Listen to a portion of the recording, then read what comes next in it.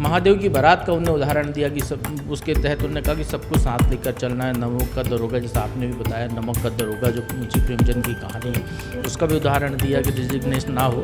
तो सारी चीज़ों को लेकर वो केवल पार्टी को ये संदेश देना चाहते हैं कि मिशन मध्य प्रदेश मोड पर कांग्रेस को ले जाना है।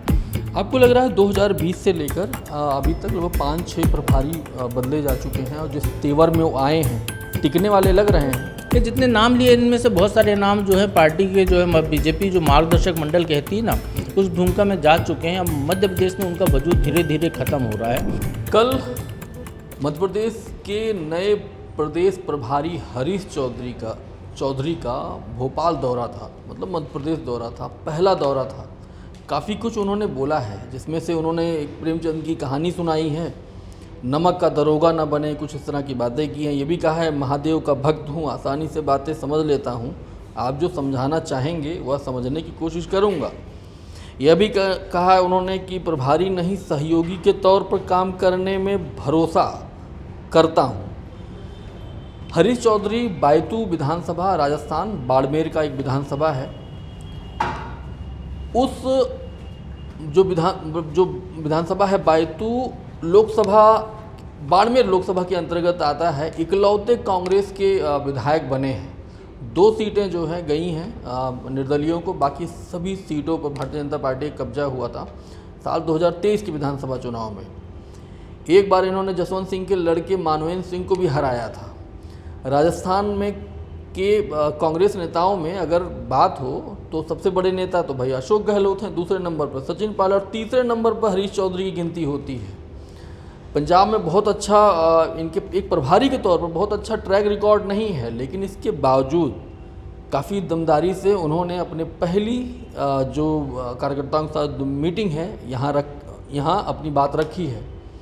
सर, आपको लग रहा है जिस तेवर में हरीश चौधरी जी आए हैं, यहाँ तमाम जो गुटबाजी है मतलब ख़त्म हो जाएगी? देखिए, नया प्रभारी आया है, स्वाभाविक तौर पर कुछ नई लाइन लेंथ लेकर आया हुआ होगा और उन्होंने जो अपनी बात यहाँ पर कही है, तो निश्चित तौर पर वो कोशिश ये कर रहे हैं कि कांग्रेस क्या किसी भी पार्टी में गुटबाजी तो पार्टी का स्वभाव ही होता है। जहाँ भी कोई भी बड़े नेता, 1 से 2 बड़े नेता होंगे, गुटबाजी वहाँ होगी।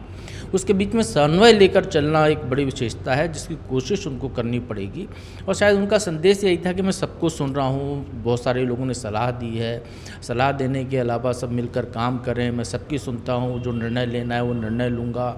महादेव की बारात का उन्होंने उदाहरण दिया कि सब उसके तहत उन्होंने कहा कि सबको साथ लेकर चलना है। नमक का दरोगा, जैसा आपने भी बताया, नमक का दरोगा जो मुंशी प्रेमचंद की कहानी है, उसका भी उदाहरण दिया कि डिजिग्नेशन ना हो।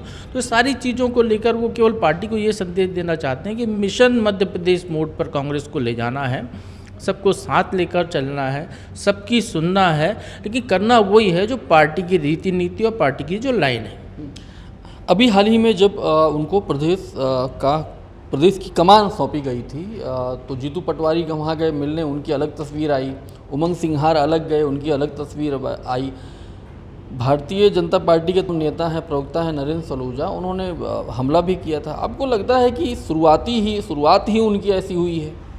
देखिए, अब ये तो संयोग ऐसा रहा कि वो दोनों अलग अलग जाकर मिले। हो सकता है ये अलग अलग पहुँचे हों दिल्ली, अलग अलग कार्यक्रम हो, वो एक साथ जाते तो शायद एक अलग माहौल बनता निश्चित तौर पर। लेकिन उसको हरीश चौधरी ने भी उस बात को गंभीरता से लिया जो बीजेपी का ऑब्जेक्शन है या जो मीडिया में चर्चा आ रही है। उन्होंने कहा कि मुझसे दिल्ली आकर मिलने की ज़रूरत नहीं है, आपको जो कुछ भी बात करनी है यहीं बात कीजिए, जो कुछ भी बात करना है संगठन के मार्फत बात कीजिए, मैं यहाँ आऊँगा तो यहाँ बात कीजिए, यहाँ मिलेंगे। तो उन्हें इस लोगों को संदेश देने की कोशिश की, फालतू दौड़ भाग ना करें।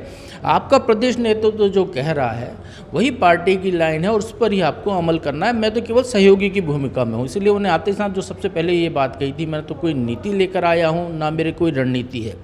जो पार्टी मध्य प्रदेश की डिसाइड करेगी वही पार्टी मेरी नीति है और वही मेरी रणनीति होगी। आपको लग रहा है 2020 से लेकर अभी तक लगभग 5-6 प्रभारी बदले जा चुके हैं और जिस तेवर में वो आए हैं टिकने वाले लग रहे हैं? देखिए, राहुल गांधी के बहुत करीब माने जाते हैं और जैसा आप करीब की बात है तो मतलब कांग्रेस में तमाम जो दिग्गज नेता हैं सब करीबी ही हैं उनके। हाँ, निश्चित तौर पर एक टैग तो उनके पास है, तो प्रदेश के नेता उनकी सुनेंगे। जो उन्हें सलाह को लेकर बात की तो एक तरीके से उन्हें ये कहें कि कमलनाथ, दिग्विजय सिंह जैसे तमाम बड़े नेता हैं या दिग्विजय सिंह के भाई लक्ष्मण सिंह जैसे नेता हैं विवेक तनखा हैं, जो घर बैठे या पार्टी की बैठकों में नहीं आते हैं, लेकिन जो है पब्लिक प्लेटफॉर्म पर वो कोई ना कोई सलाह देते रहते हैं। तो ऐसे लोगों को भी उनको ये एक नसीहत देने का काम उन्होंने किया है। और पंजाब का उनका ट्रैक रिकॉर्ड की आपने बात की, तो पंजाब में कांग्रेस की सरकार 10 साल बाद जब बनी तब वो प्रभारी थे, निश्चित तौर पर उसमें उनकी भूमिका रही होगी। लेकिन ये सरकार जब चली गई, उसके बाद दोबारा ना आए, जो अंतर कलह हुई, उसमें भी उनकी बड़ी भूमिका निश्चित तौर पर थी कि उन्हें जो है अमरिंदर सिंह को कम आका मुख्यमंत्री बदलवाया, प्रदेश अध्यक्ष बदलाया, जाखड़ की जगह जो है उसको लेकर आए सिद्धू को। तो ऐसी अंतरकला हुई कांग्रेस में कि कांग्रेस सत्ता से बाहर हो गई। वहाँ पर आम आदमी पार्टी कांग्रेस का वोट बैंक ले गई। तो निश्चित तौर पर कुछ कमियां हैं उनके पास भी, लेकिन कोशिश, चूँकि पार्टी ने जिम्मेदारी दी है, अनुभवी नेता हैं, तो निश्चित तौर पर कोशिश करेंगे प्रदेश को संभालने की।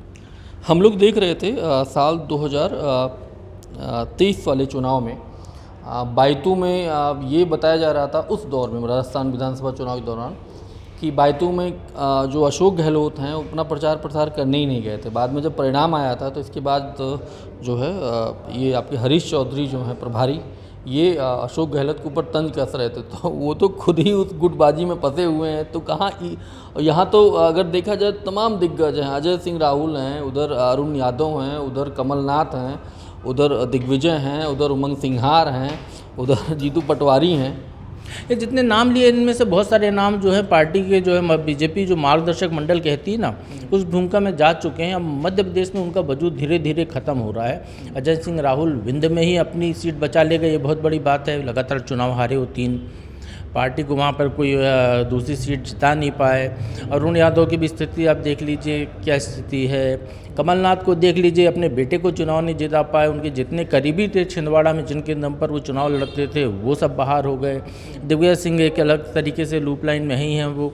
तो इस तरीके से ये जो बड़े नाम हैं, जो कांग्रेस के तथाकथित बड़े नाम हैं, जिनकी वजह से मध्य प्रदेश में कांग्रेस 20 साल से सत्ता से बाहर है, तो निश्चित तौर पर इनको किनारे रखकर आगे बढ़ने का काम होगा।